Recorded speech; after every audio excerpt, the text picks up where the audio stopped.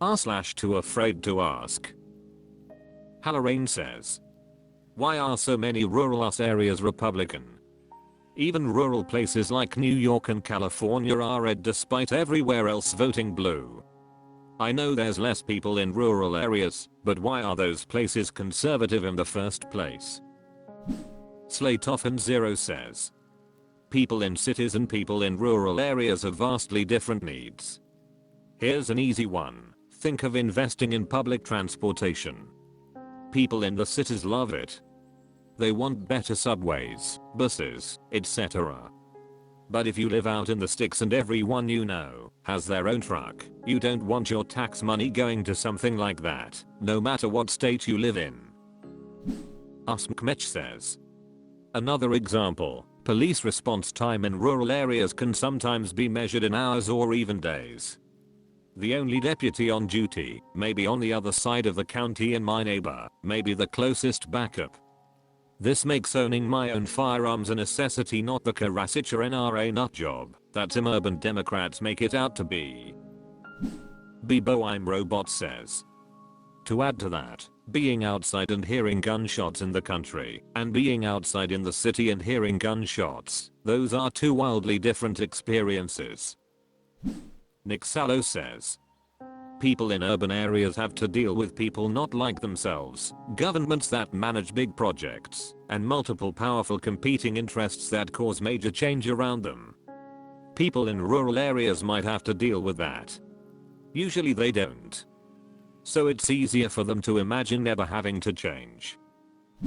Random acceptable name says, the most anti-immigrant areas and countries in Europe tend to be the ones with the least amount of immigrants, ironically. Digiano says, it's because they are the most scared of change, the most scared of immigrants, because they never really experience it. Colagrant0311 says, population density makes a huge difference in the perceived roles of government. I grew up in an urban area in the Northeast and just moved to a rural western state. In a rural area, there's a lot more encouragement of individual responsibility. What's going on with people near you doesn't affect you because there's more distance, but there's also a lot more homogeneous culture. Contrast with an urban environment where having a drug house across the street or in the apartment above a working professional has a large effect on neighbors, and you rely more on government programs to reduce such aggravating situations. I had a history professor who defined self-government as doing collectively what can't be done individually, and for an urban area, there's a lot more that has to be handled collectively, and therefore people are conditioned to believe that more government is a better solution. r/TooAfraidToAsk. Nikki 5,375,837 says, do you need condom for anal? Cool Miller says, it highly depends who you are having sex with, but condoms are not just to reduce the risk of pregnancy, but also the risk of sexually transmitted infections. Anal sex has a much higher risk of tearing and exposing blood, and therefore transmitting infections like HIV and hepatitis. Unless you are both recently tested and showing each other your negative tests, I would recommend still using a condom. Bookmousy says, yes, you can get unstandard from anal sex as well. Especially since the area is more sensitive and usually more prone to small tearing due to tightness and friction. The chances of transmitting something, if there is something, is very high. Also, don't switch from anal to vaginal using the same condom, as this can also cause an infection. Brubs says, you can always pink to brown, but never brown to pink. Muxlow says, if it's been in the ass, it goes in the trash. Creative Bet 2016 says, why is nobody mentioning the poo residue and how practical a condom is for this reason alone?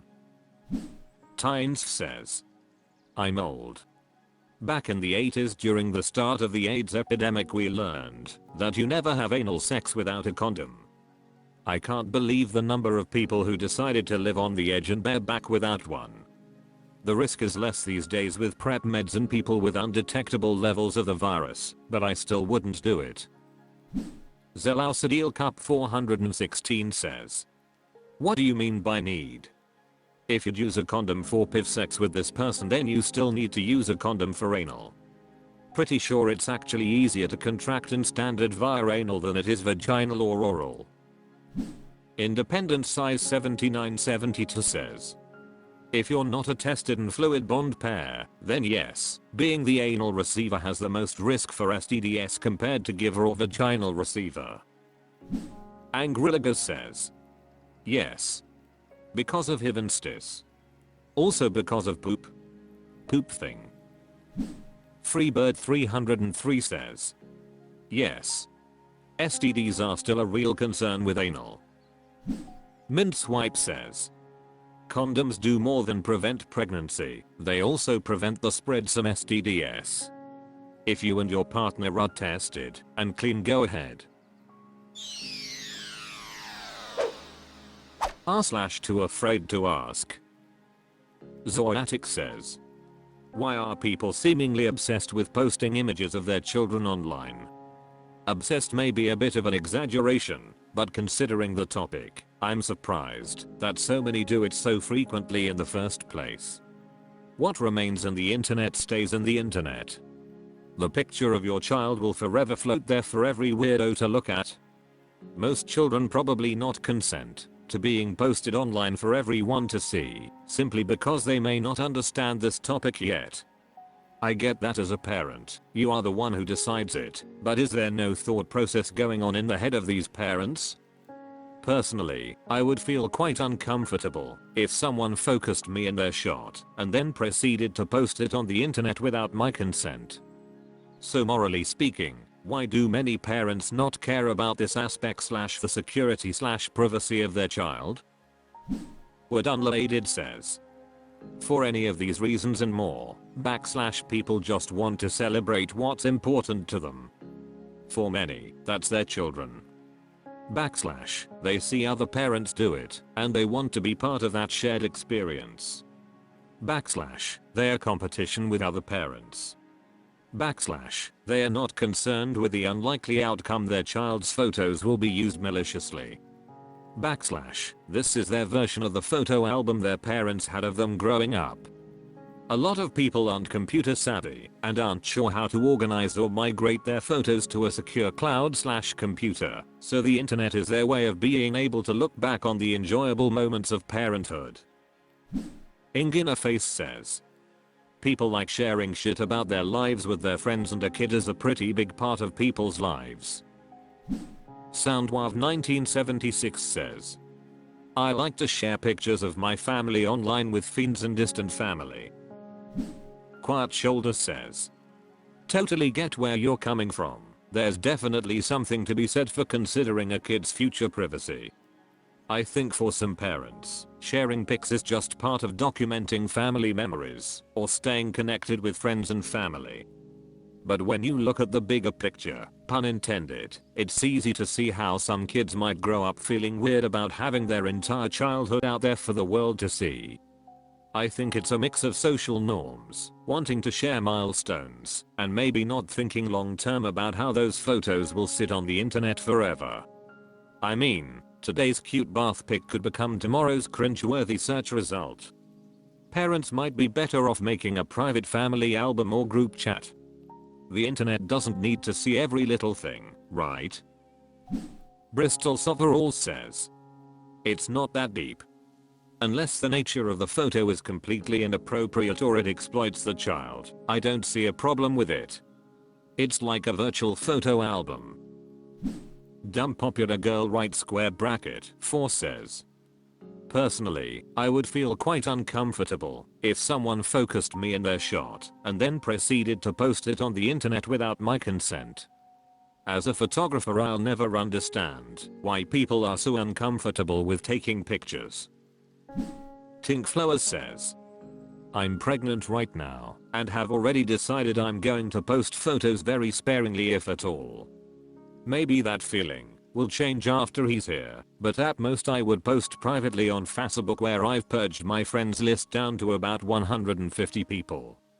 I always think it's weird as frick the pics people will post of their kids out in the open online knowing there's so many frick creeps out there.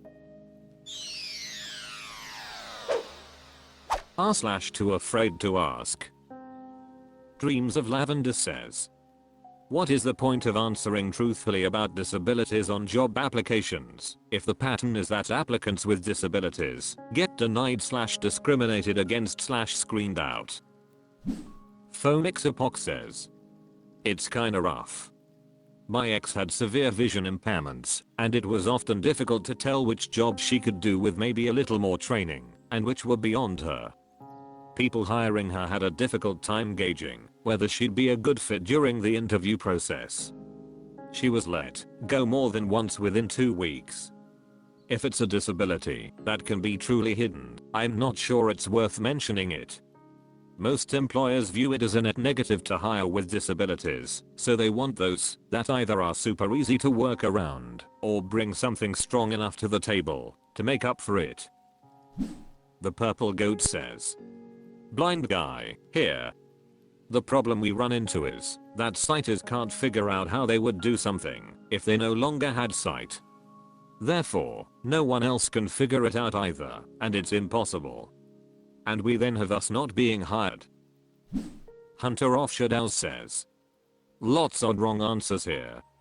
As someone who works in hours, those questions are asked on behalf of the EOC to help ensure discrimination doesn't happen. Hiring managers should never see the answers to those questions. Merimachidus says, I answered honestly in my most recent applications because I was coming back to work after some medical stuff, and I wanted the safety net of having it recorded somewhere that I have a disability in case I have a flare up in the future and need accommodations. Since I don't have to specify, and so many conditions are covered under that umbrella, I feel okay sharing that there's a couple things, wrong with me. I don't mention it anywhere, except answering that application question, and otherwise don't disclose to avoid as much discrimination as I can. Long Jumping Ad 6639 says, to see if they can accommodate your disability should they hire you or interview you. Many jobs require a certain level of ability that a certain disability might not be possible to do. Let's say you're wheelchair bound and applying for software modeling. They'll have no problem with that. They might just need to give you a bigger desk space or a bigger work area and they can leave you to it. But if you're vision impaired, then you won't be able to see what you're doing properly. They might not be able to give you the support and resources you require based on their turnover demands. It's not necessarily discrimination per se. Employers and companies have their limits too.